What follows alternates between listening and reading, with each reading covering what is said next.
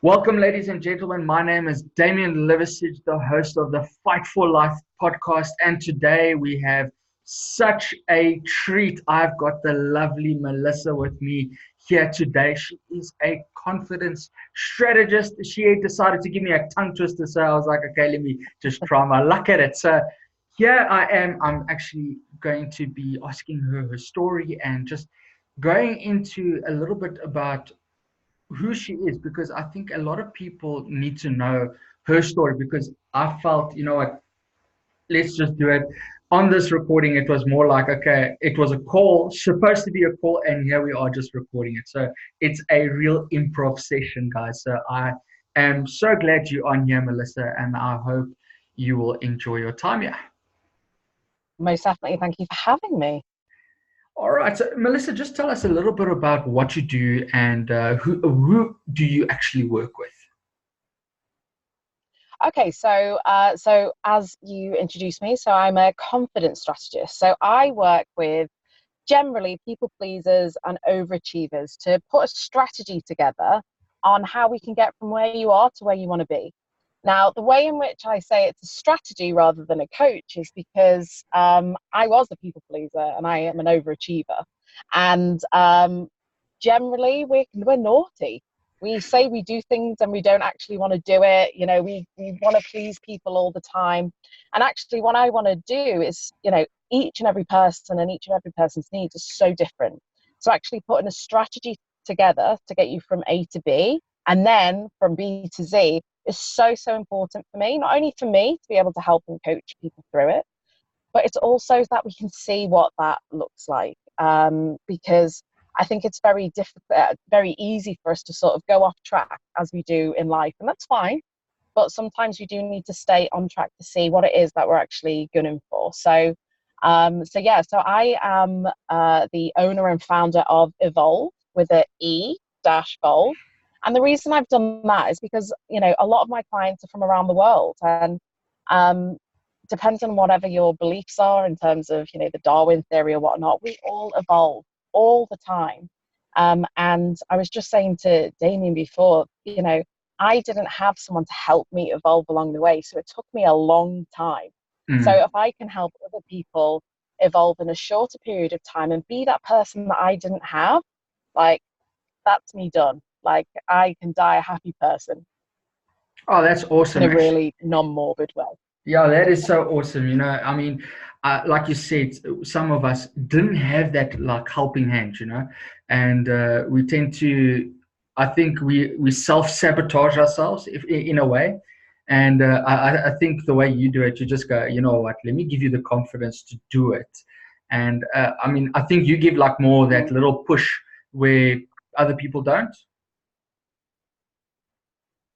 Most definitely. So I think I need to do a bit of a caveat to say I did have help, but it wasn't the right help for me.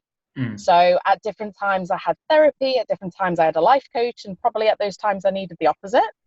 And as you say, it's that push. Now, what I always sort of do is that actually people need to be pulled towards it, but sometimes a little bit of a kick up the backside is what we need. And to have that understanding, because especially if we're in that arena, like I was outwardly very, very confident, like how I am now. But internally, I was nothing. I had nothing there. I was everything to everyone and nothing to myself. I didn't know who I was. I literally felt at some points I had like multiple personalities because I didn't know who I was. I didn't have my own identity. And whenever I introduced myself to people, I'm Melissa, the business manager. I'm Melissa, the leader within my role. I didn't have any hobbies. I didn't have, friends that were actually my friends. I just molded to everybody else. So yeah, for me, it's having somebody there to actually say, what is it that you actually want? Because I didn't know how to answer that question. It took me a long time to answer it. And having somebody there that's in your corner to sort of help you and be there with you at every step is so powerful. And for me, just being that for one person it fills my cup up. Being that for 5, 6, 7 people, being that for a community of people to actually say, be honest and be vulnerable, because when we do that, we are actually really truthful to ourselves. And we're also truthful to other people as well, which makes people, drawn to us. They attract to us. They want to help. You don't have to be everything to everyone else and not to yourself. You need to start with number one. Apply your mask first, as they say on planes. Mm. Thankfully, I've never been in that situation, but in life now, it's most certainly I have to look after number one, because otherwise I can't help other people. And it's true. I mean, I'm for me, I find that when I work with my own clients, the vulnerability that people have to go through, and I find that they're too scared to be vulnerable. I'm sure you've seen this. I'm sure you've experienced it just as much as me, where when you have to become vulnerable, it's like I don't want to be, and I don't know what your viewpoint on vulnerability is, but I mean, for me, I find that when we are vulnerable, things actually start to happen. Mm. Most definitely. To me, I thought for years vulnerability was weakness, whereas actually it's the total opposite. It's strength. The quicker you are vulnerable and you are honest, even if you don't know what the answer is, but you're honest that you don't know what the answer is, the Mm. more and the quicker the breakthroughs will happen. As you say, the way in which things multiply in magnitude for you, it will come in abundance. Now, for those who might think, why is she throwing all these big words in? It's because things can snowball so fast when you're actually really, really honest with yourself. I was just mentioning before we came online that, you know, for years I had abuse in my life in probably every area that you can imagine, other than neglect. However, I was neglecting myself, both from a physical perspective with what I was doing to my body, from food and with alcohol, and the way in which that manifests itself. But, you know, I just was like, this is happening to me for a reason, but for a negative reason. Whereas actually now I am so glad, and my family hate me when I say this, I'm so glad all of that happened to me, because I am now the strongest person I can be, because I've got all of those tools, I've got all those experiences, and I can share with people, where I went, what it was like for me, and how I can actually use that as a strength, rather than an embarrassment. Like that word, I was embarrassed about mental health. I was embarrassed that I was abused. I didn't want people to judge me. Um, but I always see that as a reflection on other people. When you're with the right people, judge, they love, they want to help, they want to be there, they want to be in that space with you while you're hurting, to be able to help you come out of that space. So for me, it's so powerful, vulnerability, that the sooner you embrace it, you might not know what that means or what that looks like for you, but the sooner that you embrace that in a safe environment with someone who you trust, like magical things happen.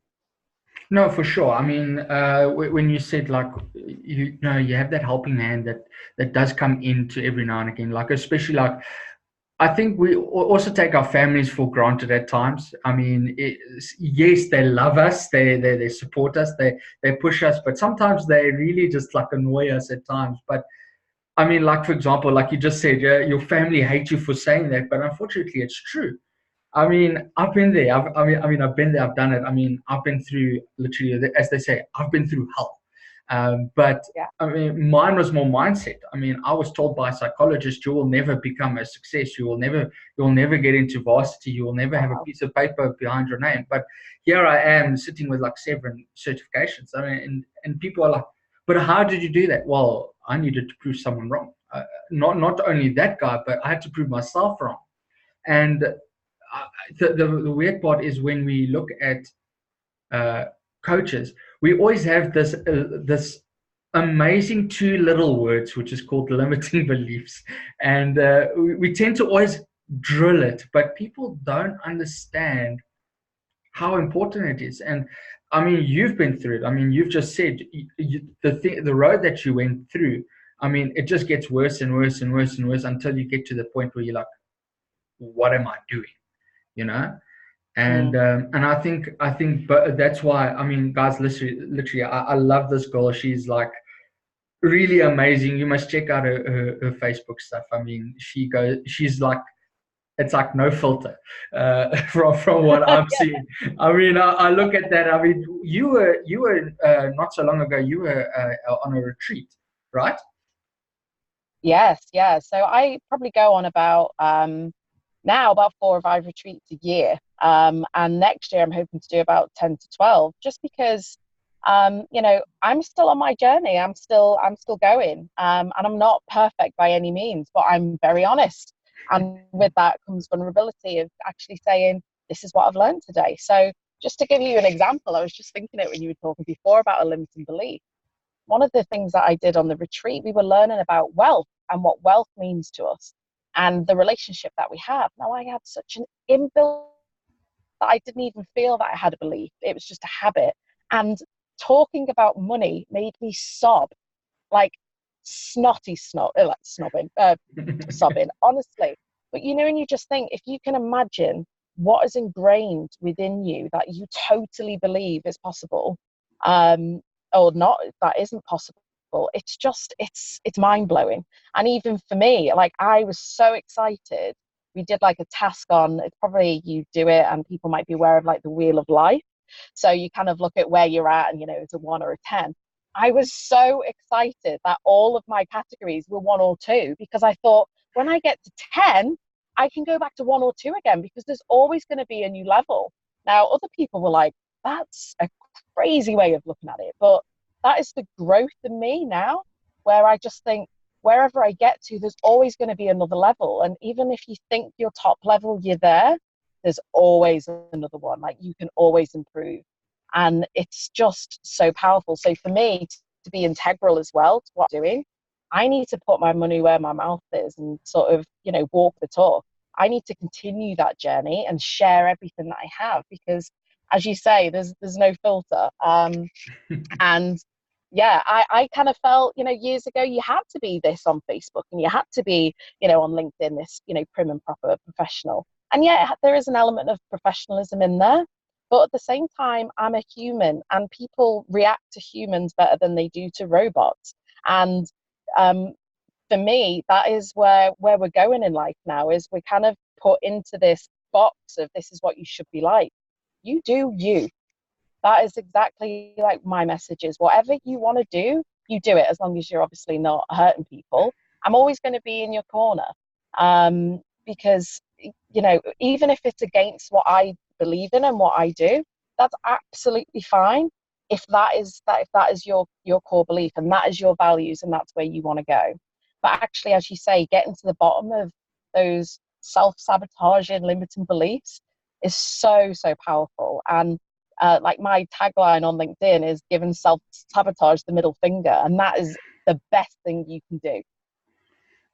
Because once you start doing that, it becomes sort of a habit. You get traction, you get that momentum.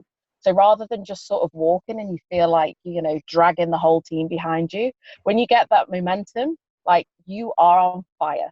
So it's having that community of people as well that get you, that just want to be around you. I'm talking a lot, but I just want to share this one bit as well about like, I don't know where this came from, and this isn't a quote from me, but I use it so much because for me, I think this should be on my headstone, on my grave. You need to go somewhere where you are celebrated, not tolerated. So most of my issues stemmed from and was compounded because I was just tolerated. Like I was the no filter person, but everyone kind of said, but you're not like that in work. You're not like that here. Like you Mm, shouldn't be like that. And I thought, okay then. Whereas that is me. I am the loud person. I want to be, like the center of attention and bring people together. That is who I am. And to go somewhere where you're celebrated for being that is so powerful. No matter, that doesn't mean that's where you've got to be. But mm, whatever your core belief is, if you haven't got a community of people around you now who are lifting you up, you need to find them because you are the average of the 5 people you're around. That's what Jim Rohn said. And I totally get that. And I totally believe that when you find your 5, it doesn't mean you have to get rid of the others. It's just true. knowing that when you are on that trajectory, that you need to have other people that lift you up, not bring you down. Because when they bring you down, you can bring yourself down a whole lot more. And that ocean is deep. Yeah, no, it's true. I mean, like I've heard the saying of going like when it comes to business or anything like that. If you are the smartest person in the room, people just tolerate you, you know. And then there's a saying Mhm. that was go get into a different room where you're not the smartest person, but you have to level up to be like everyone else. And Yeah. I think that is what people miss is that why do you want to go somewhere where you tolerate it? And like you just said, just be you and do you and just become someone that you want to be, you know. I mean, I'm I've said this in a workshop, you know what, to live the life you want, you choose happiness, you don't chase happiness, you know. And Mm. it's so important, like what you just said now, is that you need to be around people that celebrate you. I mean, so in this world, we find there's so much negativity, but is there enough good news? You know, is there enough positivity around us? Are we uh, hanging out with the right people? And I think that is what a lot of society is actually missing: is that people do not see the actual, how can I say it, the big picture. They just see, okay, you know what, I'm good, blinkers on, and that's where they go, you know. And they don't see the, you know, they don't look at the journey, they're looking at the end result. And I think that's where people just need to shift that perspective and go, you know, look back or look where you came from, but then look forward and go, you know what, I'm excited to get there now because I know what I've gone through. And I mean, Melissa, I mean, I mean, just by you telling me your story a bit earlier, you know, it kind of hits home as well because I know a few of my friends that went through it. I mean, I might have not gone through exactly what you have gone through, but mentally it's like, man, I don't want to be there, you know. I mean, I can relate in the same way where the self-sabotage comes in, because like you said, just give the middle finger to the to self-sabotage and just carry on walking, you know. But it's so awesome to see how you have got, like, the way you come from and where you are now. I mean, you know, I follow you a lot on Facebook, and I look at it and I'm like, yes, yes. I mean, like when you were on that retreat, I was like, man, I want to be there so bad. But you know, I mean, it's awesome because I mean, people like you, those are the people that I want to have around me. But and I think that's what's so Exactly. important about the audience that needs to know is that hang around the people that you want to be with, not because they are popular or anything like that, but hang around the people that is actually going to, like, you know what, celebrate with you, celebrate your victories, be there when you're in your defeats, and just say, you know what, you can do it next time, you've got it, you know. Don't give up. And I think that's the important thing, right? Most definitely. And you know, it's a bit alternative way of thinking about it, but you have to be selfish Mm, sometimes. So you have to provide a lot of value and a lot of love, but you have to be selfish. So if you've got people there that you can actually like soak up their energy, if you can, you know, if they are where you want to be and you haven't got, you know, the mindset yet, or you don't know what that journey is going to look like, just hang around with them. Like, be around those type of people because it will eventually sort of rub off on you. And that is what happened effectively to me until I kind of realized that maybe I didn't get the right help and support at the time. Maybe it is still out there and then I can go down that route. And that's what I did. Like, just one of my really, really good friends, and I came into contact with her and I love her so much. And I always mention her because she really did change things for me in terms of like in introducing me to different ways of thinking. And now I always saw the glass as, you know, glass half full, always. And people be like, but you're not in reality. Like, that's a really shitty situation. And I'm like, I know, but like if I think it's crap, it's gonna be crap. Whereas mm. she kind of like explained it to me and explained the psychology behind it and really sort of helped me and walked with me into that. Whereas now, you know, crap things happen all the time. And I just see it as a learning opportunity. I love it. Like, sometimes I think, why me? Has this happened to me now? I'm on like this really, really like, you know, good stretch and everything's going well. But I just think, I actually think from a selfish perspective, what am I going to learn from this? How am I going to be able to put this into my coaching? How am I going to be able to help other people with this situation? Because most people will look at me and go, that was horrendous. And I'm like, but I love it. I love that it happened. I'm not going to do that with everything. And sometimes it doesn't happen in that moment, but the more that you can embrace that, because life happens to us, but it also happens for us. And it depends how you see it. And it depends how you look at it. You can either get stuck in the mud, or you can get those waders on and start moving. And yeah, I think as you say, in terms of the evolving from where you are to where you need to go, like although I work mainly with confidence, I feel that that's because it encompasses our whole life. It doesn't have to be in work. It doesn't have to be in relationships or business. It's everything, and it's having the confidence to actually say, this is crap, and I'm gonna make this priority. I'm gonna make this work. I'm gonna change the way that I look at this, because with everything, you need to have that level of certainty within yourself that you can make it work. And sometimes people need that cheerleader behind them to kind of say, come on, you can make it work. Let's do it together. Or let me step in that space and see how you are seeing this. And let's maybe talk and strategize on how we could look at it a bit differently. Let's just play a game and see, is there anything positive that can come out of this? And I've never had a situation, even the worst of situations, and they're bad, where there's not one positive thing that you can use in your favor to be able to, get that momentum out of that. So I really do feel that we've got all of these tools within us already. And I feel that our role and everybody else's role who's in this arena is to see where those tools are stored and to just tease them out. And with that, just the repetition is that you get better over time.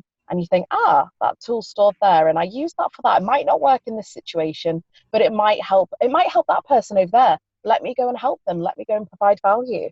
It's just sharing, sharing your experiences and really stepping into your vulnerability, like all in, like jump in the pool, like mascara. I know you probably don't wear mascara, but if you do, fantastic. It's not waterproof. It's rolling down your face, hair's wet. Like, get all in, because the moment you do that, you can then get out and see the beauty for what life really is. That's so true, and that's actually an awesome thing. Unfortunately, that is all the time we have for today. But I know for a fact very soon I might get Melissa back on and chat some more, because this was really awesome. Because I mean, normally I only do it for half an hour, so it's like, oh man, it's getting near to the end. But Melissa, just a real quick one: where can they find you? Where can they follow you? Whether it's on Instagram or Facebook or heck, even LinkedIn, where can they actually get in contact with you? Amazing. So I'm everywhere. So all you need to do is click your feet twice and I show up. No, not yet. That is coming in the future. So yeah, so I'm on Instagram, I'm on Facebook and LinkedIn. So Melissa Howard. Instagram, I'm Evolve with Melissa, with no dash, just Evolve with Melissa. And yeah, it would be great to connect and see where you are in your journey. I work with people in many different ways, and I'm always open to seeing how I can change the way that I do things. Like, how exciting is this life? I just wish that, we found this so much earlier, but we wouldn't have the experiences that we have today. So yeah, so thank you so much for your time today and for letting me share my story so candidly, as I always do. No, it's only a pleasure, Melissa. I must say, I'm actually honored. It's not the other way around. I mean, it was really awesome. Guys, seriously, catch us every Friday. Unfortunately, this one is going to be a little bit earlier. So it's kind of unfortunate, very fortunate, a present that I'm actually giving you guys this week. However, please go and follow us on Anchor, as well as go and subscribe there on YouTube and hit that bell button, because I mean, you're not going to see a lot of this beautiful face that's here with me today. And if you do, just make sure you go onto that Facebook group called Fight for Life Podcast. You will find it there, and you can also just go and just go follow Melissa. She does a lot of awesome things, a lot of awesome lives that I've actually personally watched, and I was like, man, this is awesome. I must get into it. So, guys, thank you very much for tuning in, and we will see each other on Friday again. Cheers.